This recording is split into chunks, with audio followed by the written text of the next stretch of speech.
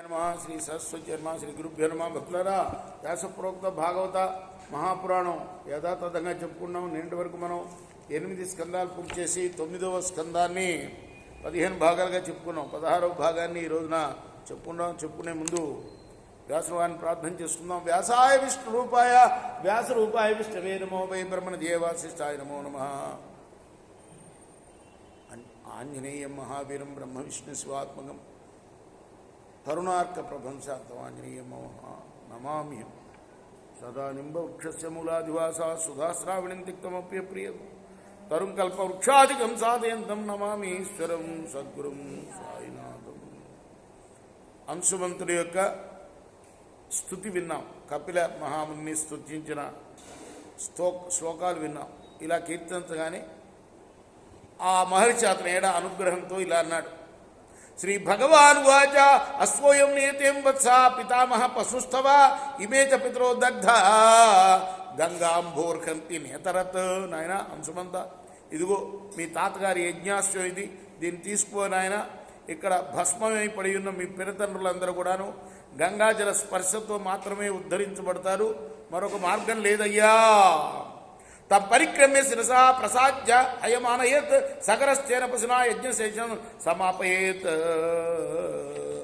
ఆ తర్వాత మరి రాజ్యం అంశుమత న్యస్య నిస్పృహో ముక్తబంధన ఔర్ ఓపతిష్టమాద్యన లేభే గతిమనుత్తమా. అంశుమంతుడు అలా కపిల మహాముని ప్రసన్నం చేసుకున్న తర్వాత ఆయనకు ప్రదక్షిణపూర్వకంగా నమస్కారం చేశాడు. ఆ గుర్రాన్ని తీసుకుని వెళ్ళాడు. అప్పుడు సగర చక్రవర్తి ఆ యజ్ఞ పశువు ద్వారా మిగిలిన క్రతువుని పూర్తి చేశాడు. ఆ తర్వాత ఆ మహారాజు ఐహిక సుఖాల పట్ల విరక్తుడై, ఎవరు సగర మహారాజు, అహంకార మమకారాలను వదిలి రాజ్యభారాన్ని అంశుమంతుడికి అప్పగించాడు. ఆ తర్వాత అతడు ఔర్వ మహర్షి ఉపదేశించిన మార్గంలో ముక్తిని పొందాడు. శ్రీ సుఖ ఉవాచ అంశుమాంస తపస్తేపే గంగా నయన కామ్యయ కాలం మహంతన్నాశక్నో తథ కాలేన సంస్థిత.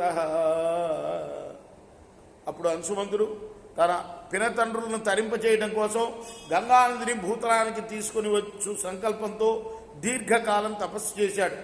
అయినా కూడా అతడు తన ప్రయత్నంలో సఫలీకృతుడు కాలేదు. కాకముందే తను చాలించాడు అంశుమంతుడు. దిలీపస్తత్సుతస్తద్వత్ అశక్త కాలమేవాన్ భగీరథస్తస్య పుత్రస్తేపే సుమహత్తప. అంశుమంతుని కుమారుడైన దిలీపుడు కూడా తన తండ్రిలాగానే గంగావతరణం కోసం పెద్ద కాలం తపస్సు చేశాడు. కానీ తన ప్రయత్నం నెరవేరకముందే అతడు కూడా మృతి చెందాడు. ఆ తర్వాత దిలీప్ తనుడైన భగీరథుడు తన తండ్రి తాతల వల్లనే తీవ్రంగా తపస్సు చేశాడు. దర్శయామాస తందేవి ప్రసన్న వరదాస్మితే ఇత్యుక్త స్వమభిప్రాయం శశంసావనతో నృప. కొంతకాలం తర్వాత గంగాదేవి భగీరథుడి యొక్క తపస్సును మెచ్చుకొని ఆయనకు ప్రత్యక్షమై నీకు ఏం వరం కావాలో కోరుకో ఇస్తాను అని పలికింది. అప్పుడు భగీరథుడు వినమ్రంగా, దేవి నువ్వు భూలోకానికి విచ్చేయాలమ్మా అంటూ తన అభిప్రాయాన్ని ప్రకటించాడు. కోపి ధారయిత వేగం పతంత్యామే మహీతలే అన్యదా భూతలం భిత్వా నృపయాసే రసాతలము. ఆ తర్వాత గంగాదేవి ఆయనతో అన్నది, భగీరథ మహారాజా, నీ ప్రార్థన మేరకు నేను భూతలంలో ప్రవహిస్తాను. అప్పుడు నా వేగాన్ని ఎవరో ఒకరు మరి నియంత్రించాలి కదా, లేకపోతే భూమిని చీల్చుకొని రసాతలానికి వెళ్ళిపోతాను కదా, భూమి మీద పారే అవకాశం ఉండదు కదా. అంతేకాదు కించాహన్న భువం యాస్యే నరామయ్యా మృజంచఘం మృజామి తతగల్పుత్ర రాజం స్తత్ర విచిత్రం. నేను భూతలానికి రాకపోవటానికి కూడా కారణం ఉంది. ఎందుకంటే నేను అక్కడ కనుక ప్రవహిస్తే జనులు నా జనంలో మునిగి తన పాపాలన్నీ ప్రక్షాళన చేసుకుంటారు, మరి అవన్నీ నాకు అంటుకుంటాయి. దీని గురించి ఆలోచించు నువ్వు అన్నదట గంగాదేవి. రేపు మనం మిగతా కథని 17వ భాగంలో చెప్పుకుందాం. కృష్ణార్పణమస్తు. సాయి కృష్ణార్పణమస్తు. श्री सच्चिदानंद सद्गुरु साईनाथ महाराज की जय। चेकोरा हारती को सद्गुरुनाथ देव साईनाथ पांचभूत